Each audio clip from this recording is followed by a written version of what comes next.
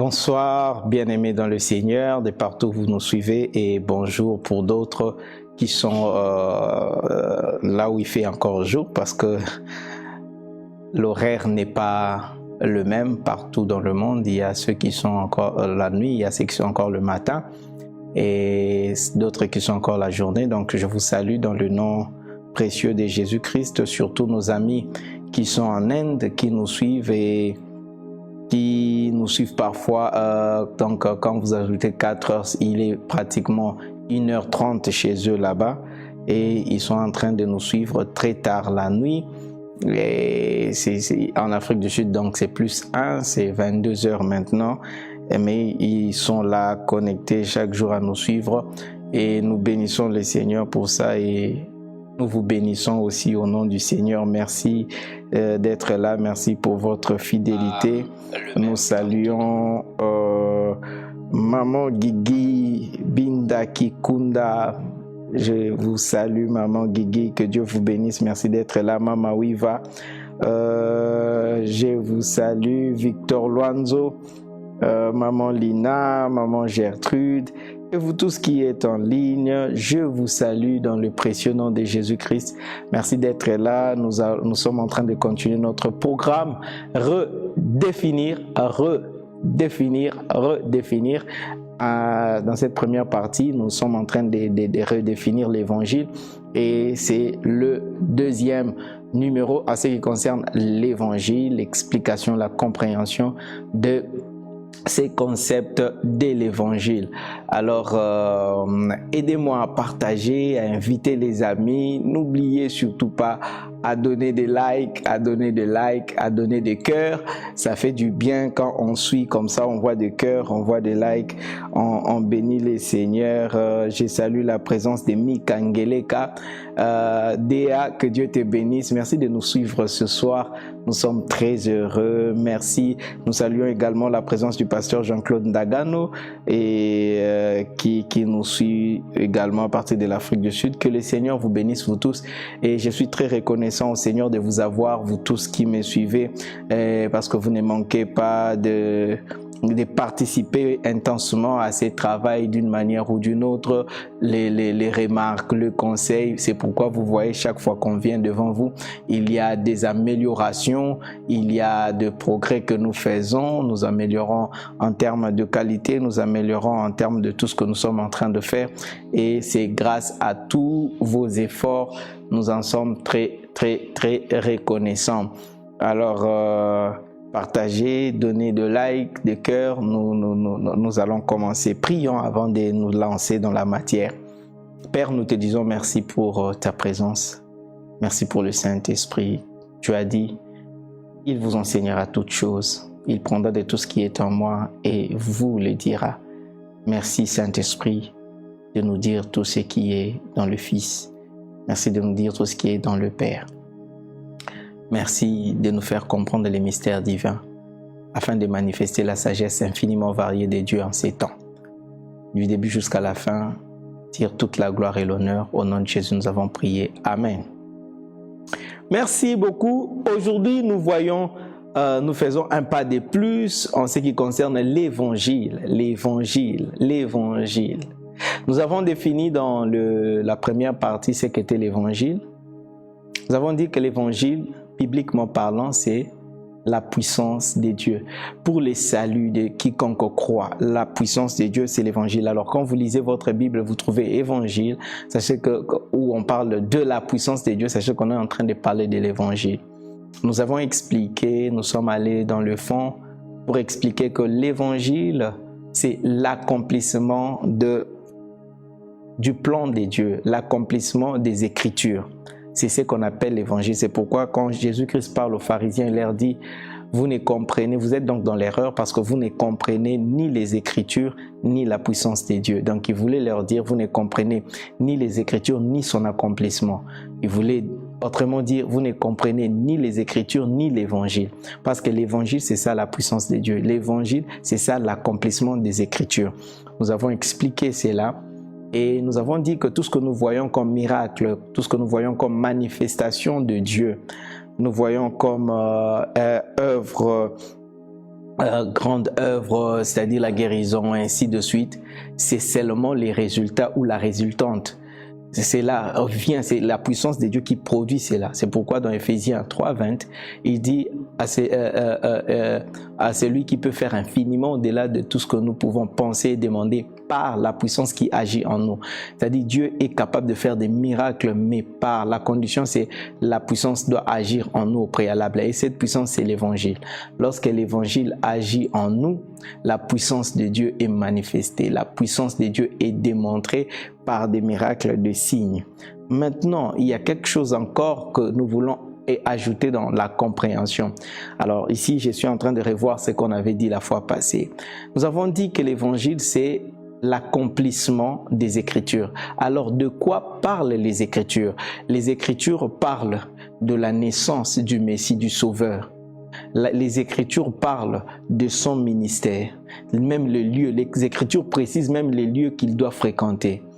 Les gens de Babylone, Ésaïe, des Nephtali et des Zabulon qui sont assis dans les ténèbres voient apparaître une lumière. C'est Jésus qui est venu accomplir cela. Vous allez le voir dans les Écritures. Donc, les Écritures ont déterminé même son ministère. Les Écritures ont parlé de sa mort. Les Écritures ont parlé de sa résurrection. Les Écritures ont parlé de sa glorification. Les Écritures ont parlé de la venue du Saint-Esprit, c'est-à-dire la compagnie du Seigneur Jésus-Christ dans l'Église pour accomplir l'œuvre. Les Écritures ont parlé de son retour glorieux pour prendre l'Église. Les évangiles ont parlé de son avènement pour installer les milléniums. Les évangiles ont parlé de la nouvelle Jérusalem qui descend du ciel.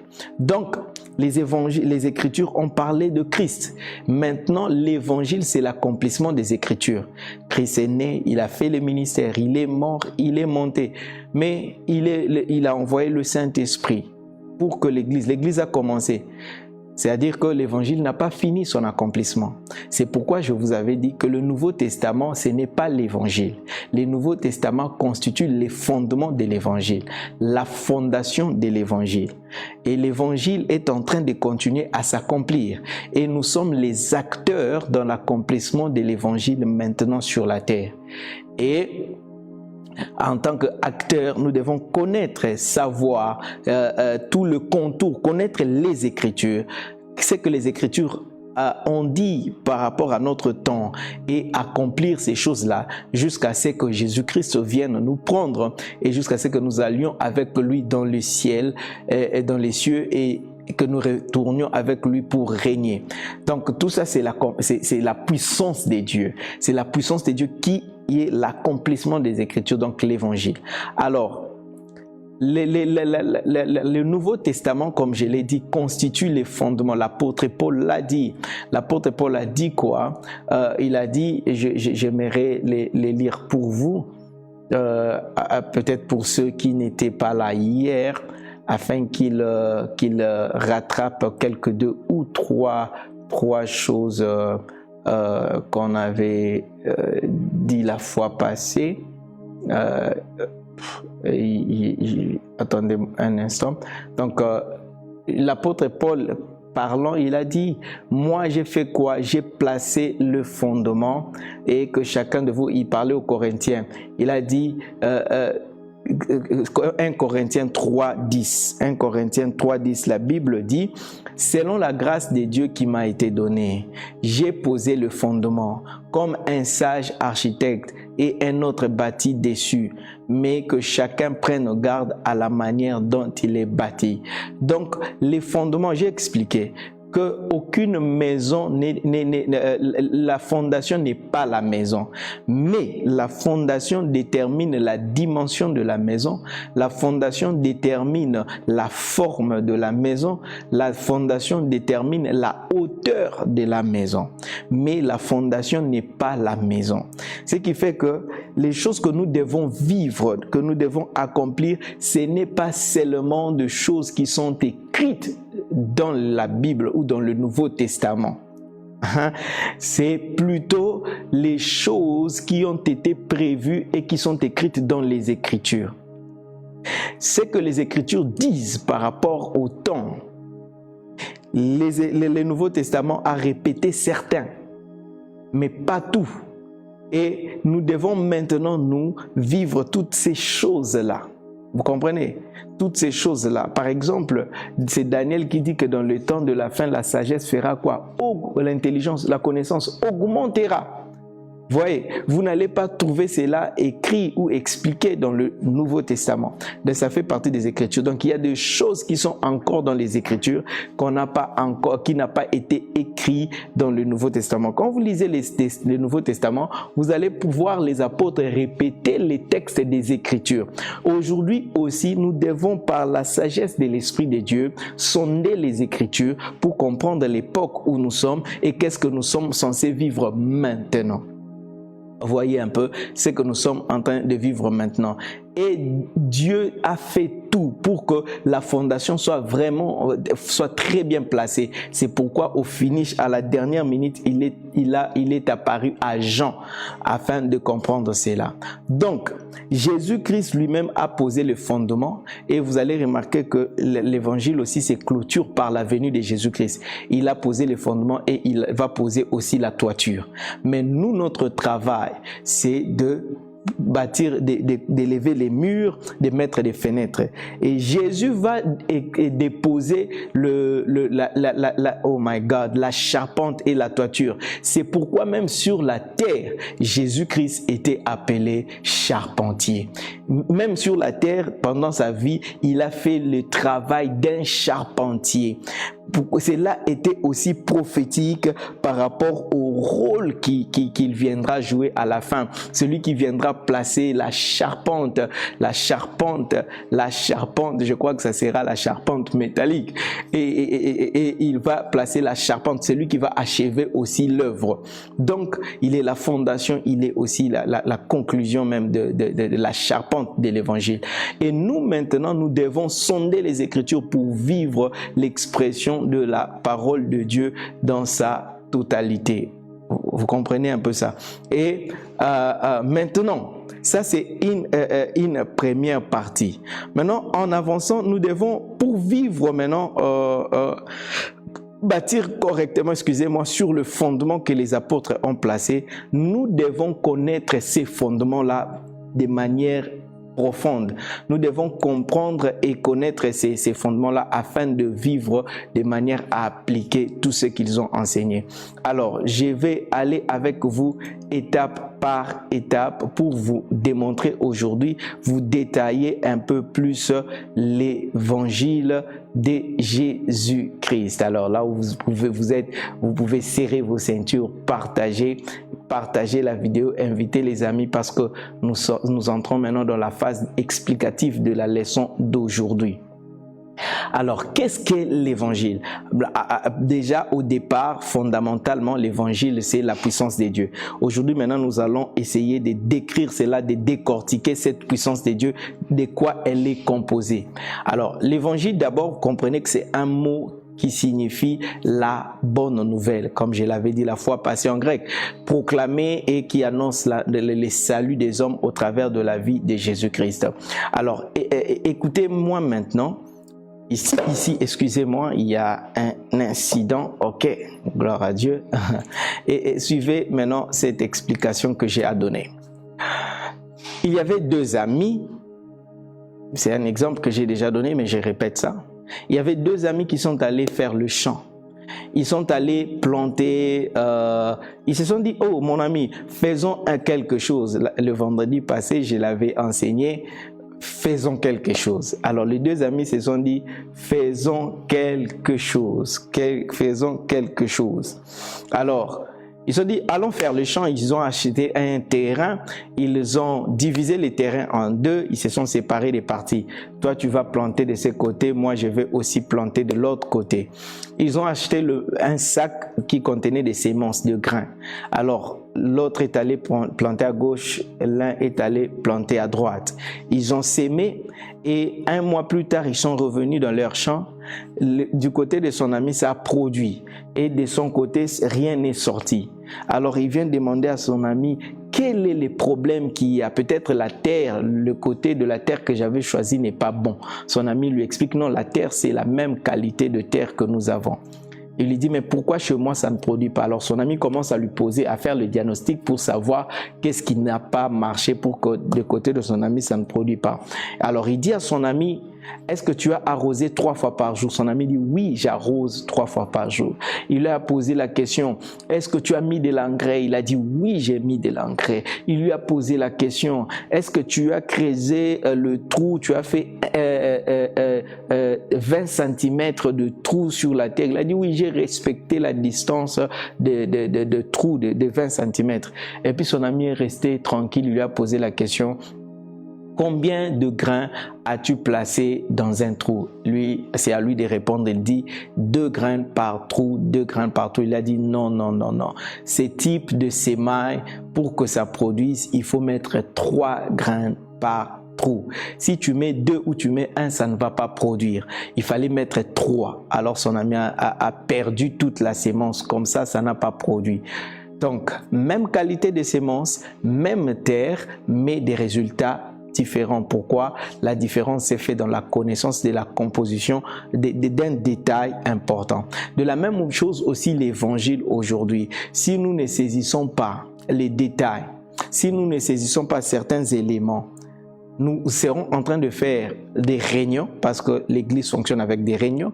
Nous allons prier, nous allons avoir tous les ingrédients qu'il faut, mais nous ne verrons pas le produit de cette puissance-là si nous ne faisons pas tous les éléments comme il faut.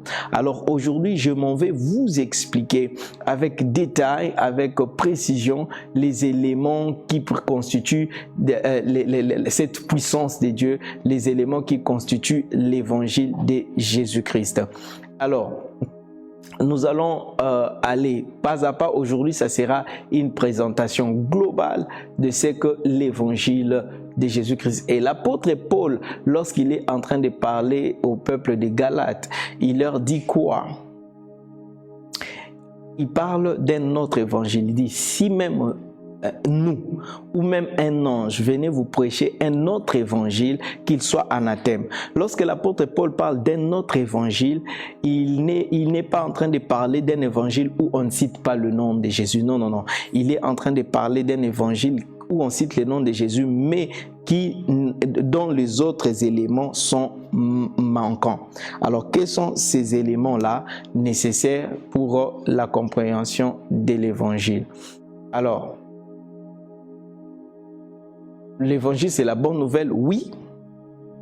C'est ce que l'évangile de Jésus-Christ est, la bonne nouvelle, mais le connaître comme tel ne permet pas de comprendre aussi le principe de fonctionnement. Et beaucoup aujourd'hui connaissent l'évangile simplement comme la bonne nouvelle, l'histoire de Jésus-Christ. Malheureusement, ce n'est pas cette connaissance qui peut nous amener à vivre l'expression de la puissance de Dieu. Alors, l'évangile est une puissance pour les saluts de quiconque croit. Quand on parle du salut, on parle d'un package dans lequel il y a la vie éternelle, il y a la vie sur la terre et tout ce qui va avec la vie sur la terre. Vous comprenez? Et sans une bonne connaissance de l'évangile, c'est difficile que vous puissiez vivre complètement l'évangile. C'est impossible que vous puissiez manifester la sagesse infiniment variée de Dieu. Je parle de la sagesse. Alors, l'église actuelle ne soupire qu'après une chose. C'est pourquoi vous entendez souvent parler du réveil, réveil. Nous voulons un réveil, nous voulons le réveil spirituel, nous voulons le réveil, nous voulons le réveil. Ça, vous allez entendre partout. Nous voulons le réveil, nous voulons le réveil. Alors, quand on parle de réveil spirituel en soi, les hommes sont en train de soupirer à vivre la puissance de Dieu tout simplement et voir les hommes recevoir les saluts, voir les transformations de vie. Mais cette puissance-là, les disciples l'ont vécu à une certaine dimension. Et c'est ce qu'on appelle l'église primitive, les apôtres et consorts. Ils ont expérimenté l'expression, la manifestation de cette puissance-là à une dimension vraiment très, très avancée. Alors aujourd'hui, nous regardons cela de manière nostalgique et nous nous disons, Seigneur, nous voulons vivre la puissance de Dieu comme les apôtres l'ont vécu. Nous voulons voir la gloire de Dieu comme ils ont vécu. Et ça devient même le sujet de nos prières. De vivre la gloire de Dieu comme l'église primitive, de nous aimer comme l'église primitive, de manifester Dieu comme l'église primitive. Alors que dans les Écritures, Dieu a prévu que l'église finitive soit beaucoup plus puissante et beaucoup plus efficace que l'église primitive. L'église primitive était au début. L'église primitive n'est placée que la fondation. Dans une maison, il n'y a pas, la fondation n'est pas belle, c'est la partie la plus laide, si je peux le dire ainsi. C'est la partie d'ailleurs qu'on ne voit pas et qu'on ne sait peut-être pas apprécier. Ce qu'on voit et ce qui fait la beauté de la maison, c'est quoi? C'est les autres choses qu'on construit dessus. C'est-à-dire quoi? L'église actuelle qui est en train de construire sur les fondements des apôtres devait manifester une plus grande attraction, devait présenter une plus grande beauté, devait présenter une plus grande puissance que celle de l'église du départ. Mais malheureusement, nous tendons toujours à chercher dans nos prières à vivre ce qu'eux ils ont vécu. Ça, c'est réduire un peu ce que Dieu est capable de faire. Et ça, c'est ignorer aussi ce que la Bible dit. Il y a des choses que Dieu a fait avec eux qu'il ne peut pas faire avec nous. Et avec nous, Dieu doit fonctionner autrement, dans une dimension beaucoup plus élevée, avec des résultats beaucoup plus, avec un impact beaucoup plus fort que ce qu'ils ont fait. La preuve, c'est quoi? Je prends un exemple. Il y a des endroits où les apôtres sont passés, mais aujourd'hui, vous trouvez les vestiges de l'évangile. L'église est morte, l'église a fermé. Par exemple, en Europe.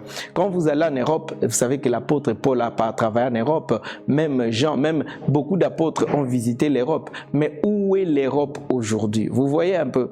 C'est-à-dire l'Europe, la foi est morte là-bas.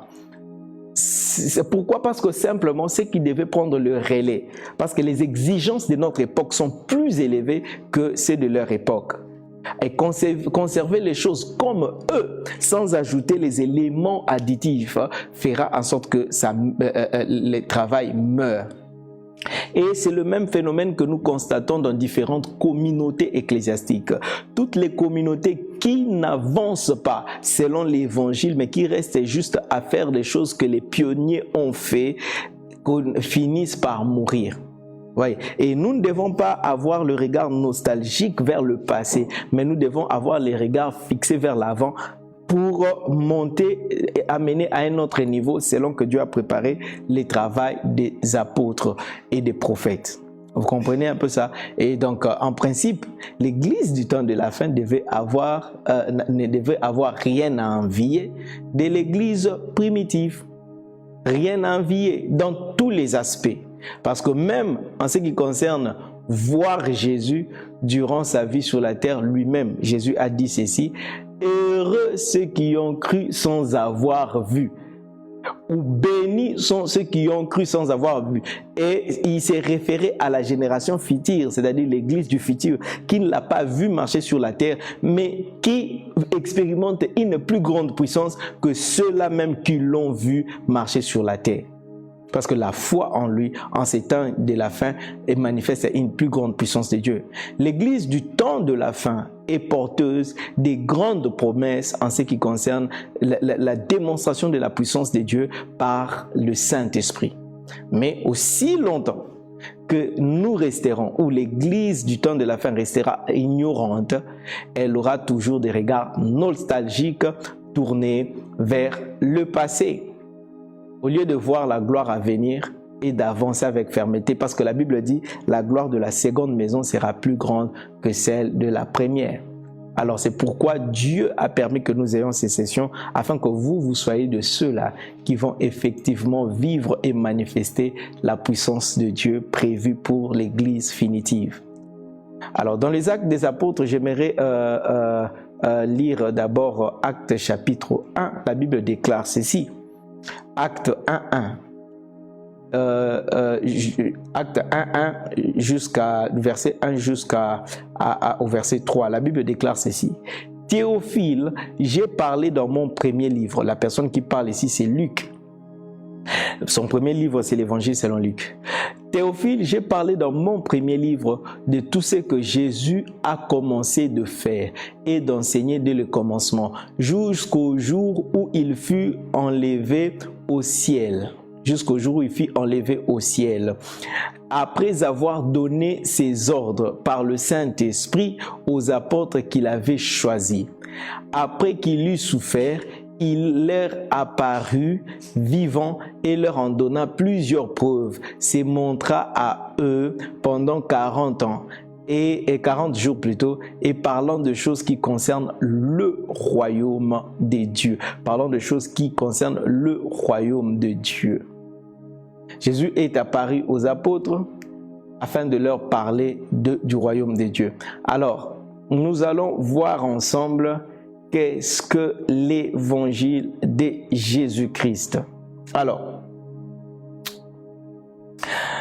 quand vous lisez tous les livres des Actes et dans tous les épîtres, les apôtres nous font découvrir les 3 composantes de l'évangile. Retenez, et j'aimerais que vous m'aidiez à l'écrire en commentaire, l'évangile contient 3 parties. L'évangile est divisé en 3 parties. L'évangile est divisé en 3 parties. Yeah. L'évangile est divisé en 3 parties. Écrivez-le en commentaire, 3 parties. L'évangile est divisé en 3 parties. Voici les 3 parties de l'évangile. 1. C'est que Jésus est. C'est que Jésus est. C'est ça la première partie de l'évangile. C'est-à-dire la description de la personne de Jésus-Christ. C'est ça la première partie de l'évangile. Qui est Jésus? Ça nous décrit la personne de Jésus-Christ. Donc l'évangile dans sa première partie nous parle de ce que Jésus est.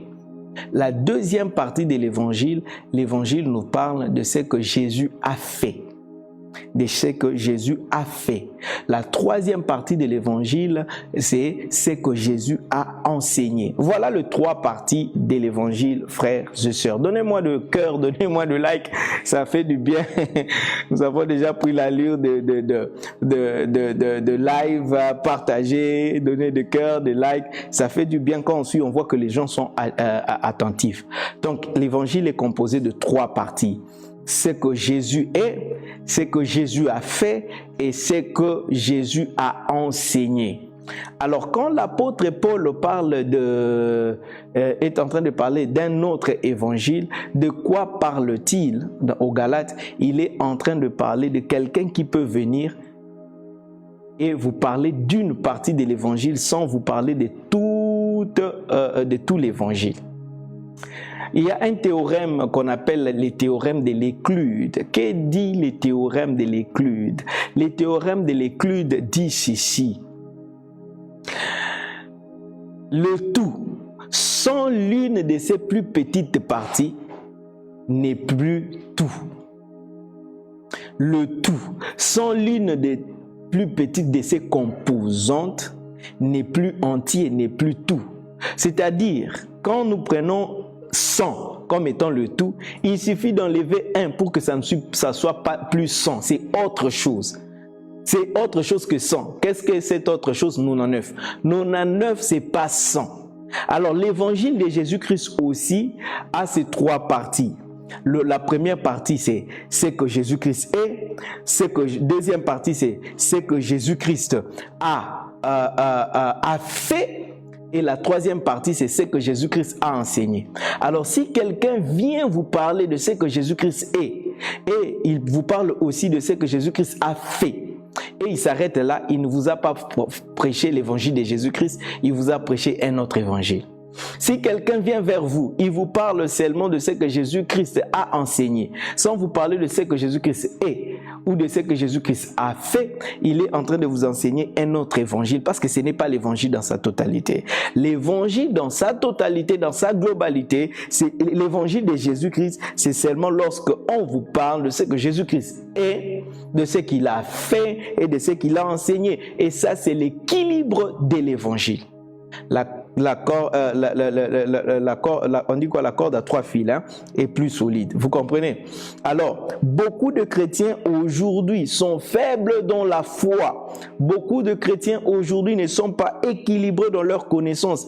Et la puissance de Dieu n'agit pas en eux simplement parce qu'ils ignorent l'évangile dans sa totalité. Aussi parce qu'ils ne sont pas enseignés dans toute la vérité de Dieu. L'apôtre Paul les déclare c'est dans Actes des Apôtres, je crois, 22, si je ne m'abuse, lorsqu'il était en train de quitter Éphèse. Yes, lorsqu'il était en train de quitter Éphèse, lorsqu'il a réuni le ok, non, c'est pas 22, je me retrouve pas. Ok, c'est, je crois, bon, ok. Départ pour Jérusalem. Ok, c'est Acte 20, c'est dans Acte 20. Acte 20, lorsque l'apôtre Paul est en train de laisser les anciens et pour partir. Je veux vous lire Acte 20 à partir du verset 17. Acte 20, 17. La Bible déclare ceci. Cependant, de Milet, Paul envoya chercher à Éphèse les anciens de l'Église. Quand on parle des anciens, vous comprenez qu'on est en train de parler des pasteurs de l'Église.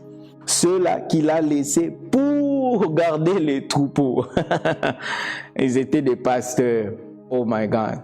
Et ceux qui ont suivi hier comprennent de quoi je parle. Il appelle les pasteurs de l'Église d'Éphèse. Oui. Et lorsqu'ils furent arrivés vers lui, il leur dit, vous savez de quelle manière, depuis le premier jour où je suis entré en Asie, je me suis sans cesse conduit avec vous, servant les seigneurs en toute humilité, avec larmes et au milieu des épreuves que me suscitent les embûches des Juifs. Vous savez que je n'ai rien caché. Écoutez. Vous savez que je n'ai rien caché. L'apôtre Paul est en train de dire aux anciens, il est en train de dire à l'église, vous savez, verset 20, vous savez que je n'ai rien caché de ce qui vous était utile et que je n'ai pas craint de vous prêcher et de vous enseigner publiquement et dans les maisons, annonçant aux Juifs et aux Grecs la repentance envers Dieu et la foi en notre Seigneur Jésus-Christ. Et maintenant, voici lié par l'Esprit. Excusez, je vais à Jérusalem, ne sachant pas ce qui m'y arrivera. Vous comprenez? Et il leur parle. Il dit ceci. Verset 24, mais je n'ai fait pour moi aucun cas de ma vie. Comme je vous avais dit, celui qui est appelé au ministère ne fait plus cas de sa vie. Dit comme elle m'était précieuse, pourvu que j'accomplisse ma course avec joie et le ministère que j'ai reçu du Seigneur Jésus, d'annoncer la bonne nouvelle de la grâce de Dieu. Le ministère que j'ai reçu, quelqu'un qui a reçu le ministère de Jésus-Christ. Est-ce que vous comprenez la source du ministère? Celui qui a reçu le ministère du Seigneur Jésus-Christ, il ne fait plus cas de sa vie. Il ne fait plus cas de sa vie. Vous comprenez? Et il dit ceci.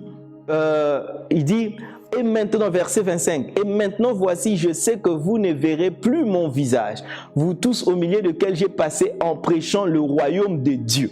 C'est pourquoi je vous déclare, vous savez, à la première partie, il a dit, j'ai parlé de la repentance et j'ai parlé du Seigneur Jésus-Christ. Et ici, il dit, je vous ai parlé de quoi? Du royaume de Dieu. Il continue, c'est pourquoi je vous déclare aujourd'hui que je suis pur du sang de vous tous, car je vous ai annoncé, écoutez le verset 27, je vous ai annoncé tous les conseils de Dieu sans en rien cacher.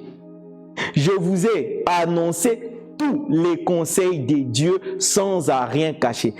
Quelqu'un qui est appelé au ministère enseigne tous les conseils de Dieu et il ne cache rien. Ce n'est que ceux-là qui ne sont pas appelés au ministère, qui ne comprennent pas ces choses-là et qui se limitent à une partie. Et ils ne comprennent même pas. Écoutez-moi, je vais vous expliquer ici pour être beaucoup plus précis. Quand quelqu'un est est appelé au ministère, ça ne veut pas dire qu'il reçoit toutes les révélations. Non. Il reçoit la révélation spécifique par rapport à son appel. Je vais expliquer ça dans les jours qui viennent. Mais il est sensible à ce que l'Église reçoive tous les conseils de Dieu. Alors, dans son appel, dans son ministère, il y a un couloir dans lequel il est en train de travailler. Par exemple, l'apôtre Paul, c'était un apôtre. Mais les gens, l'Église ne peut pas recevoir tous les conseils de Dieu si c'est seulement un apôtre qui lui enseigne. Il faudrait qu'un prophète aussi vienne enseigner, il faudrait qu'un évangéliste vienne enseigner, il faudrait qu'un docteur aussi vienne enseigner. Et l'apôtre Paul s'est arrangé de faire participer les autres au travail qu'il était en train de faire. Et quelqu'un qui est au ministère, il sait discerner la nourriture qu'il doit puiser chez celui-ci ou celui-là pour que l'Église reçoive l'évangile dans sa totalité. C'est ce qui fait que dans une église, on n'invite pas un pasteur visiteur pour enseigner parce qu'on est ami à lui. On n'invite pas un prédicateur visiteur parce qu'on a des bonnes relations. Mais on invite un pasteur visiteur pour nourrir l'église afin de compléter ce que moi je ne peux pas donner, ce que je ne suis pas en mesure de donner. Ou si je le donne, je ne le donnerai pas avec une telle onction parce que je n'ai pas été loin pour ça. Je suis apôtre, peut-être je ne suis pas évangéliste. Je suis évangéliste et je ne suis pas prophète. Je suis prophète, peut-être je ne suis pas docteur. Et alors j'appelle les gens par rapport au message qu'ils doivent apporter pour compléter l'évangile. Mais vous allez voir dans une église locale, on appelle, vous allez peut-être avoir 10 pasteurs, peut-être dans une année, 10 pasteurs visiteurs qui viennent, tous vous parlent, Dieu va vous bénir, Dieu va vous bénir, bien aimé, Dieu va vous bénir. Aucun d'eux ne vient réellement compléter. Vous allez trouver qu'on est en train de tourner en rond. Je vous ai, ça c'est dans la plupart des églises, c'est pas partout. C'est pas partout. Il y a des hommes de Dieu révélés qui comprennent ces choses-là. Aujourd'hui, on invite les amis, on invite, j'allais dire quelque chose mais je ne veux pas le dire, ça on le dit lorsqu'on est dans des réunions avec des pasteurs. On invite des amis juste pour, je ne sais pas. Et on oublie que les gens qui viennent à l'église là, ils dépensent aussi de leur temps et de leur énergie. Juste pour leur raconter des histoires. La même chose, j'ai fait un exercice, j'ai déjà partagé ici. J'ai fait un exercice il y a une année où j'ai parcouru les pages Facebook de chaque église que je connais. Je parcours de janvier jusqu'à décembre et je suis les prédications de chaque dimanche. Si je ne suis pas en totalité, je regarde le thème, j'essaie de suivre les extraits. Je regarde le thème, je suis les extraits. Tu te retrouves dans une église de janvier jusqu'à décembre. Ils n'ont parlé que d'une seule chose. Tu trouves que tu te dis au finish que les membres de cette église, même s'ils vont toucher les fétiches, ils ne vont pas grandir spirituellement. Permettez-moi de dire comme ça. C'est juste une expression. Ça veut dire que même si c'est coupé en morceaux, peu importe les ailes qu'ils peuvent avoir, ils ne vont pas grandir quand tu considères seulement les enseignements qu'ils ont reçus.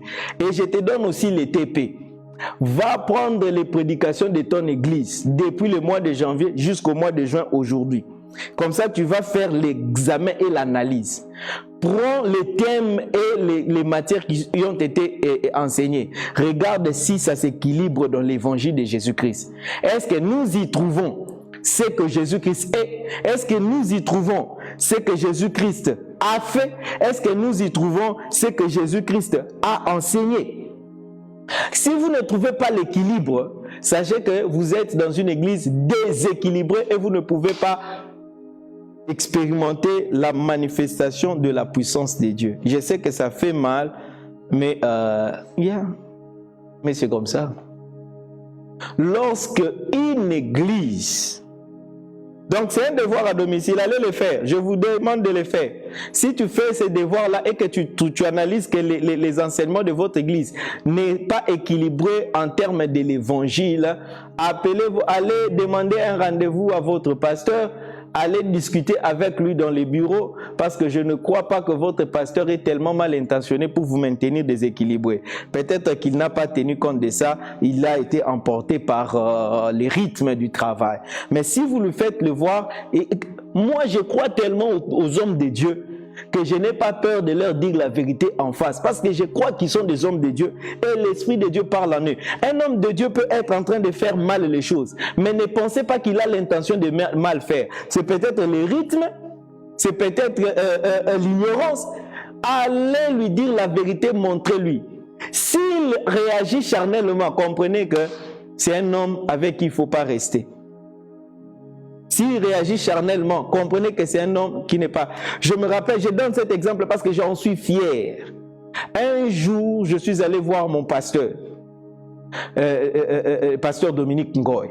Je suis allé le voir au bureau. Je lui ai dit, papa, voilà, j'ai fait l'analyse, voilà ce que j'ai trouvé. Il était là, il était en train de me suivre attentivement. Et à la fin, quand j'ai fini, il m'a dit, tu as raison. Ces choses ici sont importantes et c'est ce qu'on doit ajouter à l'église. Et il m'a dit, on va faire un travail là-dessus. Et il a commencé le travail là-dessus. C'est-à-dire qu'un serviteur de Dieu, authentique, quand tu amènes une remarque vraie, une remarque qui amène le travail à être corrigé, il ne le prendra pas comme une attaque, il ne le prendra pas comme une insulte, il ne le prendra même pas comme si tu viens le diminuer, mais il le prendra ça avec les deux bras, avec joie. Donc, allez le faire auprès de vos pasteurs, analysez et vous allez trouver ces 3 dimensions de l'évangile. C'est que Jésus-Christ est, c'est que Jésus-Christ a fait, c'est que Jésus-Christ a enseigné. C'est ça l'évangile de Jésus-Christ. Lorsqu'on vous enseigne ce que Jésus-Christ est, lorsqu'on vous enseigne ce que Jésus-Christ a fait, lorsqu'on vous enseigne ce que Jésus-Christ a enseigné. Alléluia. Alléluia. Ouais, les bonnes choses commencent. Aïe, aïe, aïe, demain ne manquez pas, parce que quelque chose que je veux ouvrir demain. Oh my God, oh my God. Nous entrons dans une profondeur qui va nous... Regarde, bien-aimé, tu ne finiras pas ces programmes tels que tu l'as commencé. Tu le finiras avec un niveau spirituel élevé parce que la puissance de Dieu sera en train d'opérer en toi. Vous comprenez? C'est pourquoi partage. Comprenez, donnez le cœur avec joie pour montrer que tu es béni. Comme ça, je sais que hier, mon frère est édifié. Voilà le contour de l'évangile. Si vous êtes responsable dans votre église, appelle le comité de l'église, appelle le comité, dis, écoutez, l'évangile est à 3 choses. C'est que Jésus-Christ est là. Nous devons nous assurer que les enfants de Dieu connaissent qui est Jésus-Christ, qu'ils peuvent le décrire, sa personne, son identité, ses attributs. Et puis, vous devez vous assurer qu'ils connaissent ce que Jésus-Christ a fait. Quelle est l'œuvre de Christ? Qu'est-ce qu'il a réellement fait? Étudier et enseigner en fond l'œuvre de Christ. Et ensuite, étudier et enseigner en fond ce que Jésus-Christ a enseigné. Parce que Jésus-Christ n'a pas enseigné Jésus-Christ. La brosakaya masana. Jésus-Christ a enseigné tout, sauf Jésus-Christ. Jésus-Christ a enseigné tout, sauf les œuvres de Jésus-Christ. Jésus-Christ a enseigné, il n'a pas enseigné. Est-ce que vous réalisez que, parce qu'aujourd'hui, lorsque nous allons prêcher, nous disons que nous allons présenter Jésus, nous allons parler de Jésus, alors que Jésus-Christ lui-même, lorsqu'il allait prêcher, il n'allait pas pour parler de Jésus-Christ. Jésus-Christ, en prêchant l'évangile, il n'a pas parlé de Jésus-Christ. Il n'a pas, oh my God, oh my God, il n'a pas présenté Jésus-Christ aux hommes. Jésus n'a pas prêché Jésus. Jésus a prêché, hey, Jésus a prêché le royaume. Jésus a prêché le royaume. C'est pourquoi il dit, lui-même il dit, c'est pour cette raison-là que je suis venu. Pour quelle raison? Il a dit, un jour on voulait l'établir roi quelque part. Il a dit, il faut que j'aille aussi annoncer l'évangile dans d'autres villages. Parce que c'est pour cette raison que j'étais venu. Annoncer le royaume. Parce qu'il était venu pour ça. Et il dit aussi aux apôtres, lorsque cette bonne nouvelle du royaume sera prêchée dans toutes les nations, alors viendra la fin. Alors viendra la fin. Alors, Jésus-Christ n'a pas prêché Jésus. Jésus a prêché le royaume. Jésus n'a pas enseigné Jésus. Jésus a enseigné le royaume. Demain, je viendrai vous montrer que la personne qui a enseigné l'identité et la personne de Jésus-Christ, c'est qui? Nous allons le voir demain. Mais aujourd'hui, je m'arrête là à vous faire comprendre les 3 parties de l'évangile. Alors, nous allons maintenant aller étape par étape étudier ces 3 étapes. Step by step. Mais déjà, vous allez constater que dans vos églises ou dans nos églises, on nous enseigne beaucoup plus sur ce que Jésus-Christ est et aussi sur ce que Jésus-Christ a fait. C'est comme ça, on viendra, on vous dira, Jésus-Christ est ceci, il est le Fils de Dieu, il est la manne cachée, il est le pain de vie, on vous décrit ce qu'il est. Et souvent, on vous parle aussi de ce qu'il a fait. Il guérit les malades, il est mort pour nous, il a ôté nos péchés, il a fait ceci. Mais vous allez constater que la partie la plus manquante, c'est ce que Jésus-Christ a enseigné. On ne nous enseigne pas suffisamment sur ce qu'il a enseigné. Du reste, quand vous allez dans les églises, faites cette analyse, un autre devoir à domicile. Toutes les prédications que vous avez suivies dans votre église, de janvier jusqu'à maintenant, dans combien de prédications on a pris les sermons de Jésus-Christ et on a enseigné? Vous allez voir que la plupart des prédications, on enseigne des textes qui sont dans l'Ancien Testament, on les exploite et on enseigne ce qui est dans les épîtres. Ou bien on raconte un miracle que Jésus-Christ a fait. Mais prendre un sermon que Jésus-Christ avait fait, enseigner les choses que Jésus-Christ avait enseignées, enseigner, vous allez voir qu'il y en a très peu. Allez faire ces devoirs-là. Vous allez voir qu'on vous enseigne très peu, vraiment très peu, de ce que Jésus-Christ a enseigné. Parce que aussi, c'est pas facile à enseigner. Pas facile à enseigner. Imaginez déjà que Jésus-Christ, quand il parlait, nous sommes dans Matthieu 13, lorsqu'il parlait, le royaume de Dieu est comme, le royaume de Dieu est comme. Tout le monde n'a pas compris, même les apôtres. Ils n'ont rien compris. Et quand ils partent à côté, ils demandent maintenant à Jésus, « Hey papa, tu parles trop en parabole, on ne comprend rien du tout. » Jésus-Christ sourit, dit, « Ces choses ici, et puis il commence à leur expliquer. Écoutez, quand j'ai dit le royaume des Dieu comme ceci, ça veut dire ceci. C'est comme ça même beaucoup de prédicateurs aujourd'hui. Ils n'osent même pas toucher ce que Jésus-Christ a enseigné. Parce que pour eux, c'est exactement comme les gens de l'époque. Ils ne comprenaient rien. Ils ne comprenaient rien. Ils ne comprenaient rien. Ils ne comprenaient rien. Mais c'est le rôle du Saint-Esprit. C'est pourquoi, par le Saint-Esprit, je crois que Dieu nous rendra capables d'enseigner ces choses-là pour la gloire de notre Seigneur Jésus-Christ, afin que toi aussi, tu deviennes efficace. Alors, nous allons décrire cela, nous allons décrire l'évangile, les 3 parties de l'évangile. Je répète, c'est que Jésus-Christ est, c'est que Jésus-Christ a enseigné, et plutôt c'est que Jésus-Christ a fait, et puis c'est que Jésus-Christ a enseigné. Nous allons voir ces choses-là. Alors que nous sommes en train d'avancer, bien-aimés, partage encore, partage, et donne-moi des cœurs. Pour que je comprenne que tu es édifié lorsque tu me suis. Alors, dans ce que Jésus-Christ est, nous allons décrire qui il est pour le Père. Nous allons décrire. Parce que ce que Jésus-Christ est pour le Père, il ne l'est pas pour nous. C'est pour le Père. Alors, si tu ne comprends pas déjà cette séparation-là, tu peux entrer dans la confusion. Donc, nous allons étudier qui est Jésus-Christ pour le Père. Qui est-il pour le Père? Et puis, nous allons parler qui est Jésus-Christ pour les hommes. C'est-à-dire pour tous les hommes d'abord. Pour tous les hommes, qui est-il? Qui est Jésus pour tous les hommes? Ensuite, nous allons parler de qui est Jésus pour les disciples. Parce que ce que Jésus-Christ est pour les hommes est limité. Mais il est pour les disciples ce qu'il n'est pas pour tous les hommes. Nous allons dire qui est-il pour les disciples? Et nous allons aller encore plus loin, nous allons décrire qui est-il pour l'Église? Qui est Jésus pour l'Église? En tant que corps, qui est-il? Alors nous allons aller élément par élément pour étudier ces choses-là.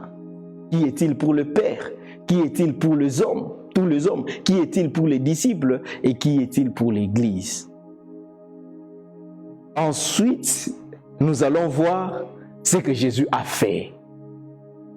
Nous allons décrire ce qu'il a fait. Ce qu'il a fait, l'œuvre de Christ du début jusqu'à la fin. Et ensuite, nous allons voir ce que Jésus-Christ a enseigné. Et sachez-le déjà, Jésus-Christ a enseigné le royaume. Et nous allons décortiquer ces messages et vous allez l'entendre comme vous l'avez jamais entendu auparavant. Vos yeux seront illuminés. Toutes ces choses, je les ai déjà écrites dans un livre. C'est un livre qui est prêt à sortir. Pas un livre, plusieurs livres. Tout ce que je vous enseigne ici, pendant que le Seigneur me les enseignait alors que j'étais en Asie. Et exactement comme l'apôtre Paul. Oh mon Dieu, gloire à Dieu parce que mon nom est aussi Paul. Dieu m'a pris du Congo et il m'a jeté en Asie là-bas. Éloigné de tout ce qui pouvait être mes enseignants. Dieu m'a enfermé dans une ville, dans un pays où je ne pouvais pas être en contact avec les choses traditionnelles. Et il a commencé à enseigner et je ne dirais pas comme l'apôtre Paul, 14 ans plus tard, je suis revenu. Non, moi je suis revenu un peu plus tôt. Parce que dans les derniers temps, les choses prennent une allure, une grande vitesse que dans les passés. Et c'est pourquoi je vais vous expliquer ça. Alors en même temps, je profite pour lancer une demande. Je cherche quelqu'un qui a une grande habileté de l'écriture. Quelqu'un qui sait très bien écrire en français avec des tournures, avec avec le respect de toutes les règles de la grammaire, de l'orthographe, pour m'aider à finaliser ces livres-là. Donc si tu es là, écoutez, si ce n'est pas ton domaine, ne fais pas le courageux. Ici, ce n'est pas une affaire de courage. Ici, c'est une affaire de compétence. Donc, ça dit, si c'est ta compétence, tu es très fort en français, tu es très fort en style, alors écris-moi une box, on va travailler ensemble pour finaliser tous ces syllabus ici. On va finaliser. Et maman Gertrude déjà est en train de dire son mari. Maman oui va aussi dire je suis là. Alors on va faire un test. Interview. on va faire un test. Il y aura une interview. Si vous réussissez, on vous retient et on travaille avec vous. Alors, donc il y aura des... Si on ne met pas les tests, tout le monde risque de venir. Donc, je veux vraiment des experts. Maman, oui, j'ai déjà les CV, mais ça n'empêche pas qu'on fasse les tests. D'ailleurs, mon premier... Oui, Maman, oui, je sais. Mon premier livre, J'aime Jésus, Maman, oui, m'a aidé pour la traduction en anglais. Donc, vous voyez... Il existe déjà les deux versions françaises et anglaises. Donc voilà, ne vous inquiétez pas. Jusque-là, je ne les avais pas publiés parce que le Seigneur ne m'avait pas encore donné le go, parce que les moments n'étaient pas venus. Parce que ces livres-là, ces enseignements-là contiennent des choses. Alors il ne fallait pas que ça soit publié hors temps. Il fallait que ça soit publié en son temps. Et le temps est venu. C'est pourquoi même le Seigneur m'avait parlé. Commence d'abord à l'enseigner aussi en ligne. C'est comme ça que je prends des choses. Mais le livre sera encore beaucoup plus profond et beaucoup plus détaillé que ce que j'enseigne comme ça. Alors, nous allons parler de ce que Jésus-Christ a enseigné, le royaume. Parce que Luc 4, 43, comme je l'avais dit, il dit ceci. Mais il leur dit... Il faut aussi que j'annonce aux autres villes la bonne nouvelle du royaume de Dieu. Car c'est pour cela que j'ai été envoyé. Donc il a été envoyé pour enseigner la bonne nouvelle du royaume. Et dans Matthieu 4, 23, il dit « Et Jésus allait par toute la Galilée, enseignant dans toutes leurs synagogues, prêchant l'évangile du royaume. » La Bible précise, l'évangile du royaume. Et guérissant toutes sortes de maladies et toutes sortes de langueurs parmi le peuple. Donc nous allons parler de cela en détail. Préparez vos notes, préparez vos Bibles, invitez les amis, vos familles. Nous sommes là chaque jour de 21h à 22h, heure de Kinshasa, donc du dimanche à jeudi, pour aller dans ces choses étape. Je ne sais pas combien de temps ça va nous prendre. Peut-être ça va nous prendre toute une année. Peut-être ça va nous prendre 6 mois. Je ne sais pas exactement combien de temps ça va nous prendre. Mais nous ne sommes pas pressés. On n'est pas en train de courir. On est en train d'aller, de bâtir l'église du Seigneur. On est en train d'aller step by step. Alors, comme la Bible le dit, à chaque jour suffit sa peine. Et aujourd'hui, c'était la portion d'aujourd'hui. Et je crois que cela vous a édifié. Donc, vous retenez qu'il y a ces 3 parties de l'évangile qui constituent tout l'évangile. Quand on parle du plein évangile, on est en train de parler de ce que Jésus-Christ est, ce qu'il a fait et ce qu'il a enseigné. Et vous devez vous assurer en tant qu'enfant de Dieu, en tant que serviteur de Dieu, vous devez vous assurer connaître ces 3 aspects en profondeur. Et c'est ce que nous allons entreprendre, c'est ce que nous allons étudier. Et quand vous le connaissez, ça vous permettra de les appliquer parce que c'est par le Saint-Esprit qu'on les applique. Et quand vous les appliquez, vous allez voir Dieu se manifester par vous, vous allez voir Dieu impacter. Moi, je n'avais jamais rêvé, je n'avais jamais cru que Dieu pouvait m'amener dans d'autres pays, vers des gens qui parlent pas ma langue, faire l'œuvre de Dieu, amener des communautés entières à se tourner vers Christ, à implanter, à impacter, à former des serviteurs de Dieu, à avoir de grandes choses avec le Seigneur. Et qu'est-ce qui a fait cela? C'est l'évangile de Jésus-Christ, simplement parce que je l'ai laissé opérer en moi. C'est pourquoi je marche dans la simplicité, je marche dans l'obéissance du Seigneur, je marche chaque jour avec et je laisse le Seigneur faire ce qu'il a fait. C'est pourquoi je dis toujours la partie la plus facile du ministère, c'est les miracles, parce que c'est pas nous qui les faisons. Notre rôle, c'est de prêcher l'évangile.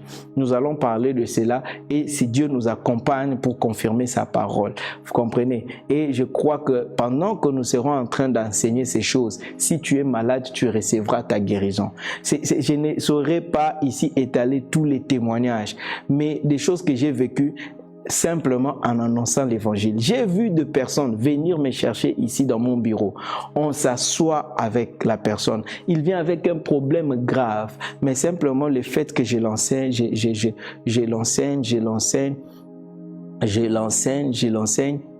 paf, cette puissance opère dans la personne. Quand il reçoit ces messages, il reçoit l'évangile, il voit la main de Dieu et l'intervention divine. De même aussi, croyez, sachez qu'en écoutant cette parole, elle opère en vous, parce que la parole de Dieu est puissante et efficace, plus tranchant que n'importe quelle épée à 2 tranchants, capable de séparer jointure et moelle, âme et esprit, et de juger les pensées du cœur de l'homme. Donc en écoutant cette parole, il y a un travail qui s'est fait dans votre âme, il y a un travail qui s'est fait dans votre esprit, il y a un travail qui s'est fait dans votre famille, il y a un travail qui s'est fait dans tous les aspects de votre vie, et vous allez voir cela. La guérison va s'opérer, vos finances vont prospérer, votre travail va prospérer. Toi, ouvre seulement les oreilles et sois attentif. Suivons et attachons-nous à ces choses. Vous proclamerez la gloire de Dieu. C'est de telle sorte que la puissance de Dieu ne sera pas pour vous comme du fétiche. Quand ça barde, vous courez. Quand ça barde, vous courez. Non, vous serez en train de vivre au quotidien dans la paix et dans la joie du Saint-Esprit. No matter what happen around you, no matter what happen to you, tu seras toujours victorieux. Alors, c'est ça la vie de victoire en Christ Jésus. Merci d'avoir été là. Nous allons prier afin que cette puissance soit libérée sur vos vies. Père, je prie au nom de Jésus que la puissance de ta parole déclarée, prononcée, enseignée aujourd'hui opère quelque chose dans la vie de la personne qui me suit. Seigneur, que celui qui est malade soit guéri. Je déclare la guérison, je déclare la paix, je déclare la joie, je déclare la transformation, je déclare la délivrance au nom puissant de Jésus. Aide-nous à persévérer et aller jusqu'à la fin. J'ai banni la mort au milieu de nous, Père. Tout celui qui me suit, la mort ne sera pas sa portion dans cette saison ici. Il vivra et il racontera les œuvres de l'Éternel. Merci de nous préserver et de nous garder. Que toute la gloire, l'honneur te revienne. En tout ceci, Seigneur, du début jusqu'à la fin. Pas à moi, non pas à moi, mais à ton nom, Jésus, donne nos gloires. Au nom de Jésus, nous avons prié. Amen. Merci de nous avoir suivis. Merci d'avoir été nombreux. Merci d'avoir partagé. Merci d'avoir commenté. Merci d'avoir liké. Merci d'avoir envoyé. Merci pour vos cœurs. Merci pour cette ambiance que nous sommes en train de passer ensemble. Pendant que tu es en train de noter tes questions, mets à côté et envoie-le-nous. Nous aurons des sessions de questions-réponses où nous allons répondre. Pour ce soir, on s'arrête là. Que le Seigneur, mon Dieu, vous bénisse. Que la paix soit votre partage et bon début de semaine. Demain à 21h. Bye bye.